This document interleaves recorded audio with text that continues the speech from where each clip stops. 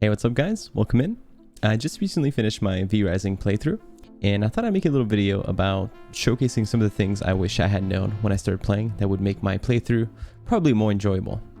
It is important to note though that I've played the entirety of the game in a private server, so if you're looking for PvP tips, it might not be the best video for you.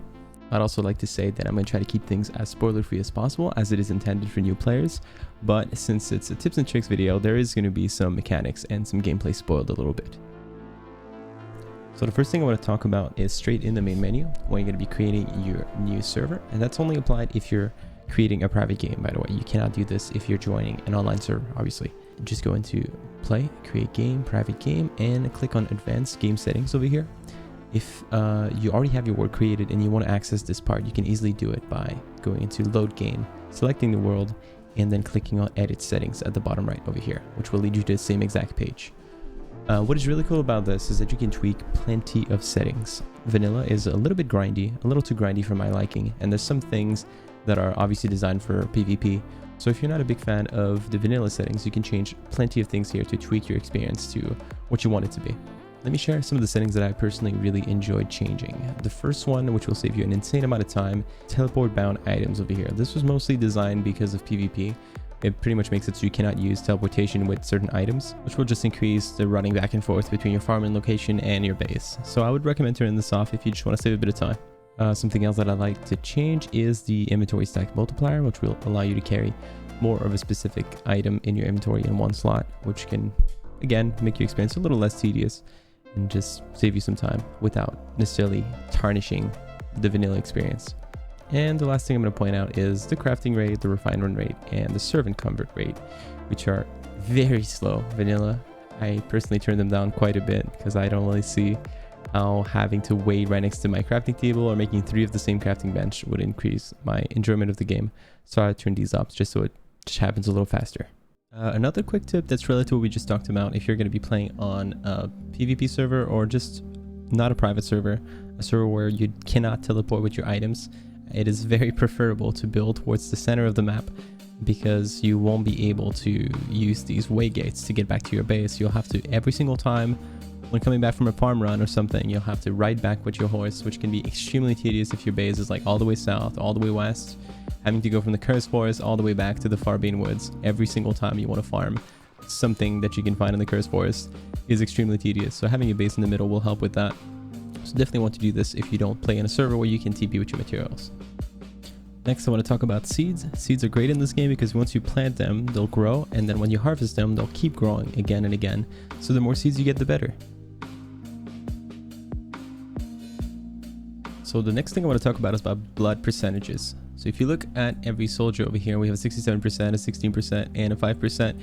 If I never kill these guys and I leave and I go do something else and I come back 3 hours later, if I can somehow find these 3 guys, they will still be at the same exact blood percentage, which can be good if, let's say, you find a really high blood percentage character and you don't have access to cages or the dominant human yet, then you can come back later and get him. This goes both ways though. If you want to get a high blood percentage and there's a big group of guards that are chilling by your base often, it's better to kill them once in a while because when they respawn, they have a chance of spawning with a higher blood percentage. Since we're talking about blood percentages, let me show you right now how a person looks when they have a 90% and above blood percentage. You can see they have some kind of faint red aura around them. So when you're exploring the world, just try to keep an eye on this. Another thing I want to mention about the blood percentage is, for example, here we have a rogue at 96%. And finding a rogue that's at 98 or 99% might not feel worth it once you already have a 96% rogue. The thing is, in this game, there's a big difference between 99% and 100%, since once you get to 100%, you get the last tier at the bottom, which boosts all the above effects by 25%. And there is a mechanic in this game that allow you to potentially increase the quality of the blood of a person by 1 to 2%, but you have a 35% to lose the prisoner, pretty much. So having a 98% rogue over a 96% rogue will give you a much better chance at getting a 100% blood quality. So always capture 98% and above enemies, even if you already have one that's like 97 or 96. A big thing I wish I knew when I started playing this game is that when you're looting a village, you should be breaking everything. Barrels, crates, everything that can be broken down. You start to get a good idea what drops loot and what doesn't eventually, but breaking a bunch of these things will give you plenty of things. Coins, materials, and also whenever you're looting the houses, don't only look for chests, look for cupboards, bookshelves, little containers that might not look like stuff that have loot in it, but this game does have loot in it. Next, let's talk about gear level. Gear level is not only a representation of how strong you are in this game, but it's also directly affecting the damage you do and the damage you receive. Roughly, every gear level you have above a boss that you're fighting will give you an extra 1% extra damage and make you take 1% extra less damage.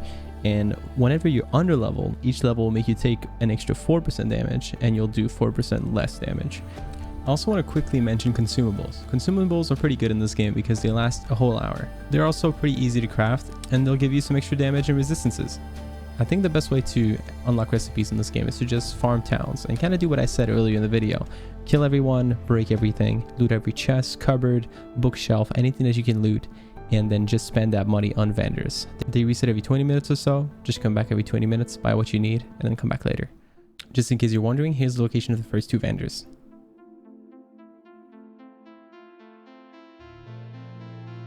Next, let's talk about the Rift of Mortiom. The Rift of Mortiom is something you unlock later in the game, and it's going to take place in the eastern side of the map in the ruins of Mortiom. So the problem with those is that they're time gated.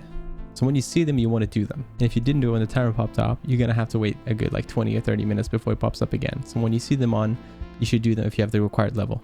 And trust me, the reward is worth it. Something else that you can easily miss out on is the carriages driving around the map. Whenever you see carriages with guards around it, you want to kill all the guards, destroy the carriage, and loot it. There's going to be some really good rewards in there, and it's pretty easy to miss. The last thing I want to talk about is the importance of shield abilities. I cannot stress enough how powerful shields are in this game. If you guys haven't noticed yet, dodging is on an 8-second cooldown, and enemy bosses, or just enemies in general, have sometimes crazy abilities that can be a little overwhelming, and one dodge every 8 seconds is simply not enough to dodge everything. But that's not the only reason why shields are great. Not only to protect you, but they also do good amount of damage, especially this specific shield is super OP, and I highly recommend you mess around with it and figure out how it works, because you can get some pretty good bursts of damage. So I hope that you guys learned a few new things and that it will improve your experience with this game.